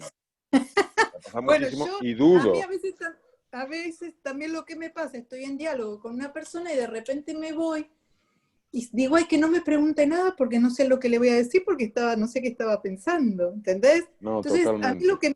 lo que me genera más es una sensación de culpa, porque es como que me voy en momentos en que debería estar prestando atención, porque cuando me voy en otros momentos y no tengo ninguna obligación, no me pasa nada, no me angustia nada. Y me Pero si gusta me que voy digas cuando estoy eso. frente a alguien, Sí, me quiero matar, me me quiero matar. gusta que confieses eso, hubo que esperar varios años, porque Ah, bueno, es algo que nos ves que pasaba a pasa nosotros, en nos nuestra familia, pasaba. pasaba en nuestra familia y lo habíamos llamado familia. Familia, familia. Esa manera de estar supuestamente prestando atención, pero Y sin no, prestar, le pusimos una palabra que era familia. estás haciendo familia, mamá le Estás decíamos, haciendo mamá, estás familia. haciendo familia. Con lo cual, esto es tremendo. Yo creo que esto no lo voy a subir a YouTube, esta No, grabación. no, definitivamente no. Yo creo que yo estoy del grado de despiste mayor aún, porque a veces no me presto atención ni a mí misma, es decir, empiezo a decir algo y entonces ya desconecto Ay, de lo que yo estoy diciendo, se me va, y o me olvido, o se me corta, o porque empecé a deambular y no presto ni a lectura, ni a los otros, ni a la conferencia, ni a mí misma, o sea, realmente un grado de bueno, a veces desconexión ya peligroso. cuando uno quiere explicar algo y necesita hacer cierta introducción porque le parece que si lo explica directamente no hay contexto y no se entiende lo que va a decir, a veces la introducción se vuelve tan larga que después no sé qué era lo que iba a explicar. Eso me Claro, pasa. claro, claro, claro. Eso sí es Empezás con la verdad. Sí. introducción, a explicar, y después decir, ¿qué iba a decir yo? Y esa situación es horrible Terrible, también. sí. No, y a mí me pasa, sobre todo en las reuniones que tengo que atender en mi trabajo, a veces reuniones en inglés, me resulta mucho más difícil mantener la atención en reuniones en inglés porque creo que no me funciona el segundo plano. Pienso que Ah, en español, en castellano, tú puedes mantener la atención en segundo plano y mientras tanto estoy pensando en el club de lecturas, no sé qué, pim pam, pero si me preguntan, oye, ¿qué? Pues pillo lo del segundo plano. Pero las reuniones en inglés, el segundo plano es un encefalograma plano, sinceramente. Entonces, quedó total. Entonces ahí tengo que recurrir a una red default, pero totalmente artificial, de relatos inventados, que son estos que practico cuando voy caminando solo, tal, y bueno, y salgo con entonces alguno, practicar en inglés. ¿Ves por qué lo tenés que hoy lo practicar en practico en inglés los inglés, y relatos? bueno, y tengo que recurrir a alguno, y yo pienso que al final la gente piensa que este tío es un poco descolgado, porque no es que No, no porque es muy responde, profundo, es tan es muy profundo que no profundo, claro. podemos llegar a entender lo que está diciendo. No, pero es muy interesante, o sea, a mí me pasa exactamente lo mismo, exactamente con idiomas extranjeros, ¿no? Es que yo creo que estoy segura que ha de haber algún mecanismo neurocientífico detrás, es decir, no utilizamos la misma parte del cerebro de nuestro idioma materno o Sí, uno que dominamos muy bien o bilingüe, ¿no? Que utilizamos con el idioma extranjero.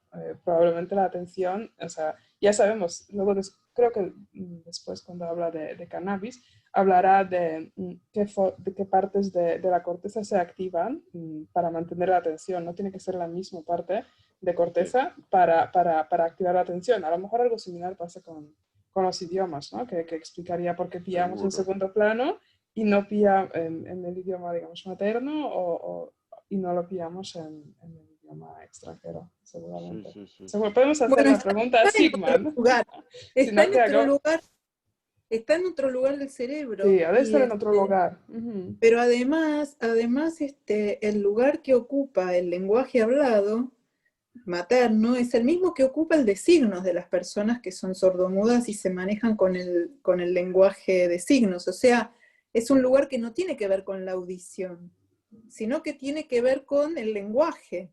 Eso es muy impresionante. Ujú, Mm. Eso es muy impresionante con la comunicación. No es necesariamente la audición. ujú. Sí, No sé si queréis añadir alguna cosa más, Sandra y Eva. Bueno, de hecho, No, estábamos... me parece. Sandra, sí. Coincido con muchas de las cosas que habéis dicho. No quiero agregar nada. Muy bien. Perfecto. Seguimos entonces y ahora sí llegamos a lo que ya comentamos antes que es sueño lúcido. El sueño lúcido es un estado mental fascinante porque permite tener control de la imaginación y a su vez es vivaz como un sueño. Soñar de forma lúcida se caracteriza por la actividad de alta frecuencia en la corteza prefrontal. Por lo tanto, si en un experimento estimulamos la corteza frontal con alta frecuencia, así podemos tomar riendas de nuestro sueño y este se vuelve lúcido. Otra forma de conseguirlo, lo que ya comentamos antes, es entrenar el sueño lúcido con hábitos de higiene del sueño, precisamente usando la vigilia como el ancla. Yo he mirado en internet luego esto en qué consiste y sí que hay toda una serie de pautas, ¿no? De entrenamiento para conseguir el sueño lúcido. No lo he probado, por lo tanto no sé. Uf, El premio Nobel Gerald Edelman divide la conciencia en dos estados. Uno, relato vivido en el presente, es la conciencia de muchos animales y del sueño REM. Y dos, conciencia más propia de los humanos como representación de uno mismo. El sueño lúcido sería el modelo de transición entre la conciencia primaria y la secundaria. Muy interesante, ¿no? De que sí, justamente hay algo de lo que no tenemos ni tan solo mucho conocimiento del sueño lúcido, que es como si fuese un estado intermedio, ¿no? Entre conciencia animal y conciencia humana. Me ha es llamado que mucho yo la no he atención. tenido nunca conciencia de tener un sueño lúcido, quizás los tenga, pero no, a mí me ha sorprendido mucho esta parte del libro. Sí, o sea, a mí sí me ha pasado una cosa que podría ser parcialmente lúcido o lúcido, ¿no? Cuando yo puedo tomar la decisión en el sueño, y entonces me doy cuenta que es sueño, entonces me doy cuenta que me puedo permitir hacer cosas arriesgadas, que me apetecen, porque sé que es un Sí, sueño, y entonces lo dirijo. Es muy rara vez, ¿no? Que pasa esto. Pero sí, o despertarse y decir, "Ah, es que el sueño estaba muy chulo, hay que dormir y conducir este sueño por este camino, ¿no? Porque es apetecible y se conduce. Pero eso lo he conseguido muy pocas veces, pero es una sensación muy agradable, porque es como si fuese un avatar tuyo, ¿no? Sabes que no eres tú, que puedes tirarte al vacío, hacer lo que te apetezca, no pasa nada, pero tienes esta experiencia, vives esta experiencia como si fuera. sí, Entonces, sí, sí, bueno. sí. Sí, eso sí, es verdad. Viajes de la conciencia. Una forma ancestral de explorar la conciencia ha sido a través del uso de diferentes drogas, por su efecto de alterar, ampliar o modificar el espectro de nuestra percepción. La fábrica de beatitud. Una de las drogas más antiguas, que también es una planta usada en la industria textil y cosmética, y bueno, tiene usos medicinales y muchos más, es la cannabis. En los años 70 se empezó a vetar su uso medicinal y recreativo. Sin embargo, ahora, en el siglo XX, parece que esa tendencia se invierte, o al menos hay una cierta tendencia de legalización, sobre todo de usos medicinales. Mientras las drogas como la heroína y cocaína estaban bien estudiadas, del cannabis se sabía poco, y el conocimiento actual de sus propiedades psicoactivas y medicinales se debe al trabajo metódico de Rafael Mechoulam, que en los años 60 descubrió el principio psicoactivo del cannabis, el delta-1 tetrohidrocannabino o delta-9-THC. Otros componentes, como el cannabidiol, no surten efectos psicoactivos, sin embargo tienen propiedades médicas antiinflamatorias y vasodilatadoras. Un gran descubrimiento de Mechoulam fue que nuestro cerebro tiene receptores específicos para cannabinoides, el CB1 y CB2, que regulan el sistema inmune. Por lo tanto, aquí Sigman pregunta, ¿cómo es posible que nuestro cannabis es una planta de sudeste asiático? ¿Y cómo es posible que nuestro cerebro tenga unos receptores específicos para una planta que solo crece naturalmente en determinada parte del mundo? Y no es porque deberíamos de irnos todos a Nepal y fumarla, sino porque el cuerpo produce una sustancia equivalente, o sea, el CB1 y los cannabinoides, de forma natural. Y se trata de anandamida, que produce ananda. En sánscrito la palabra beatitud. En definitiva, en nuestro íntimo interior cultivamos cannabis. Sin embargo, la estimulación de esos receptores por la planta potencia su efecto de forma exponencial. Y lo mismo con los receptores de cocaína y los opiáceos. O sea, también tenemos los receptores específicos para cocaína y opiáceos. Y la diferencia no está en la sustancia, en ninguno de esos tres casos, sino en la dosis. La frontera cannábica. El receptor CB1 se reparte por todo el cerebro, por lo que fumar marihuana modifica el comportamiento de muchas neuronas. Esto explicaría por qué los efectos de la droga son tan diversos, o sea, risa, el apetito, cambio de conciencia, son como diferentes estados, ¿no?, fisiológicos y mentales que nos provocan. La dificultad del estudio científico sobre marihuana se debe a que es difícil acceder a la percepción subjetiva, como también realizar el estudio riguroso con una sustancia ilegal. Y de ahí provienen muchas conclusiones contradictorias sobre la afectación de la memoria y la concentración. O sea, hay estudios que dicen que deteriora mucho la memoria, otros que no hay conclusiones, otros que pueden mejorarla. Esto es muy confuso.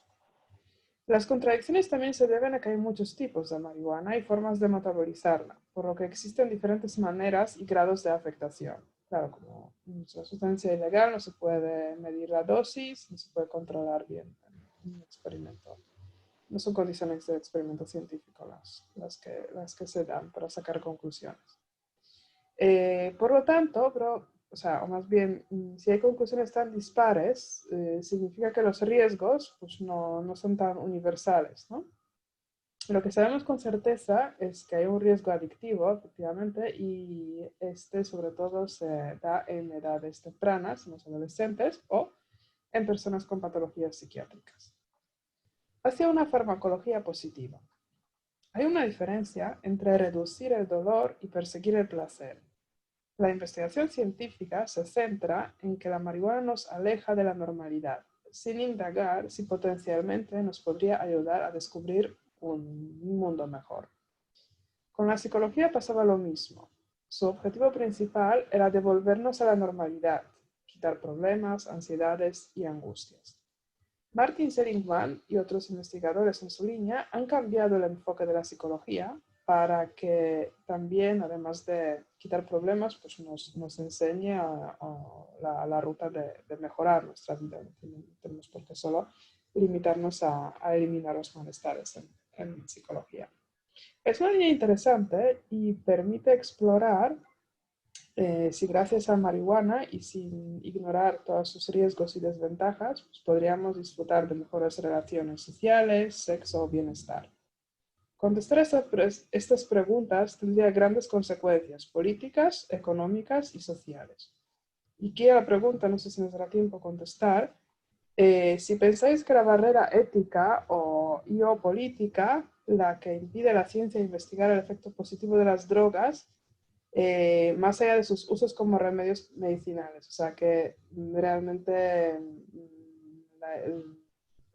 el veto, ¿no?, ético o político a la investigación científica de drogas o de marihuana, pues nos impide conocer realmente cuál es su efecto y estudiar posibles beneficios.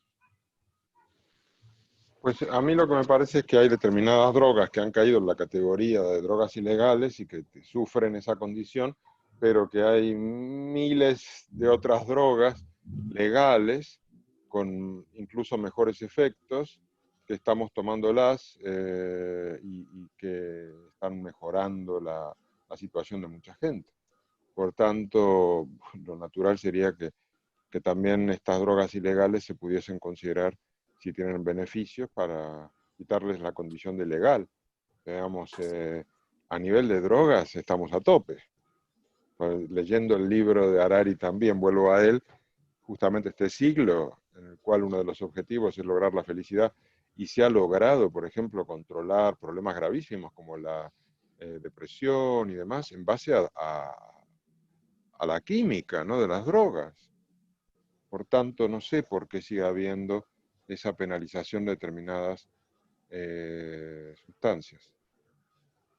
Bueno, en realidad el cannabis esa se está revirtiendo en muchos países del mundo, porque bueno, Uruguay se puede cultivar cannabis y vender, pero bueno, siempre que sea una producción pequeña, con un control del Estado. Muchos estados de Estados Unidos legalizaron el cannabis medicinal. La Argentina tiene una ley de cannabis medicinal. Lo que pasa es que creo que no se la reglamentó y entonces no está siendo aplicada, pero hubo muchísimas marchas de madres, especialmente con hijos con problemas neurológicos, con convulsiones y ese tipo de cosas, que están haciendo aceite de cannabis, y la verdad es que se está consumiendo bastante el aceite de cannabis para uso medicinal, sin un control de la agencia reguladora de los medicamentos, que es la ANMAT. Y entonces es una cosa ridícula, porque está sucediendo que se la está usando con fines como un remedio, pero no hay una regulación. Pero bueno, sí hay una ley, lo que pasa es que le falta la reglamentación. O sea, en ese sentido me parece que el cannabis está cambiando. Pero yo me acuerdo un programa que había hacía mucho, hará 10 años en Argentina, que era debate justamente sobre temas donde hay alguna división fuerte entre distintos sectores de la sociedad, y uno era sobre la legalización de las drogas, etc. Y había una postura que decía que, bueno, que en definitiva es una decisión individual, que si el individuo quiere consumir, o sea, que una cosa es el mercado y el tráfico, y otra cosa es el consumo individual. Y que si un individuo quiere consumir por la razón que sea y no le hace un daño a una tercera persona, debería poder hacerlo. Entonces ahí el que estaba en contra de eso decía que hay reglamentaciones internacionales, o sea que hay como una lista internacional de drogas que están permitidas. O sea que no es que los países pueden muy libremente legalizar drogas. Y en particular Uruguay, con su ley, que permite para el uso recreativo el cannabis, no solo para uso medicinal, empezó a tener problemas de bancos extranjeros que por presiones, en particular del gobierno de Estados Unidos, no querían operar en Uruguay, en realidad no es que no querían operar en Uruguay, sino que no operaban con las farmacias que vendían cannabis. Entonces, los comerciantes querían dejar de vender porque había una presión comercial financiera basada en una cuestión política. Entonces es toda una cosa bien complicada. Y por otro lado, las drogas legales, las medicinales, en Estados Unidos los opiáceos que se usan para los que se llaman painkillers, los que son para los dolores, son de los que están más matando, son los que mataron a Prince, a Michael Jackson, a muchos artistas, ¿no? Que se consumen muchísimo y son sin embargo legales. Entonces hay también un doble estándar en el que hay algunas drogas que por alguna razón pasaron a ser legales y se las comercializa y se las vende, y hay otras que quedaron en la ilegalidad y están en medio de un tráfico que genera una violencia, especialmente en los países de Sudamérica, gigante, y en México. Sí, sí, sí. O sea, es bien complicado ahí, muy complicado todo. No sé si tenéis alguna opinión más, porque ya estamos prácticamente en la hora, como para... Perdón, Bueno, creo que es un tema muy extenso, así que pienso que no es el momento de decirlo, pero bueno, había un matiz ahí. Yo creo que la pregunta de Magda no era tanto sobre la legalización, sino sobre la investigación. Creo que debe darse más. Supongo que hay una presión de las grandes farmacéuticas, pero debería darse más una investigación acerca del efecto de todo tipo de drogas, de las legales, de las no legales, de las provenientes de las plantas, de las de diseño, etc. Claro, pero esta investigación es bastante ligada a la legalidad, ¿no? Porque dice Sigmund que no se puede hacer una investigación seria sobre una sustancia que es ilegal. No se van a dar condiciones de experimento científico Sí. por el tema de acceso y por el tema pues, de manejo, ¿no? Sí, aún sí. teniendo permisos especiales. O sea, el científico que lo menciona tenía permisos especiales para acumular una cierta cantidad de sustancia y tal, pero necesitas gente, experimentar, o sea, la gente lo tiene que consumir, hay que investigarlo. Y todo esto está en un limbo legal, por lo tanto es muy complicado hacerlo en Sí. condiciones de ilegalidad, una buena investigación científica. Pues nada, Y sí, efectivamente, hemos llegado ya a la hora, ¿no? Ujú. A las 2 horas estamos en el capítulo 4 y bueno, pues en la última sesión intentaremos acabar el libro para luego poder reunirnos con el autor. perfecto. Pues nada, la siguiente sesión de este libro será en 2 semanas.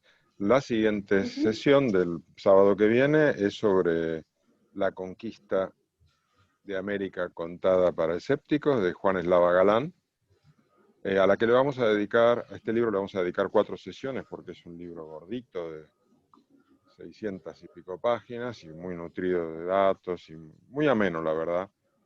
Y confiamos en que se genere polémica y debate a uno y a otro lado del charco. Pues queremos que estén aquí todas las opiniones. Así que nada, sábado que viene, primera sesión, abarcaremos un cuarto del libro. Nada más, entonces, muchas gracias y nos vemos el sábado que viene. Muchas Bueno, chao. gracias. Venga, Hasta luego. Buena semana. adiós. Adiós. Igualmente, hasta luego.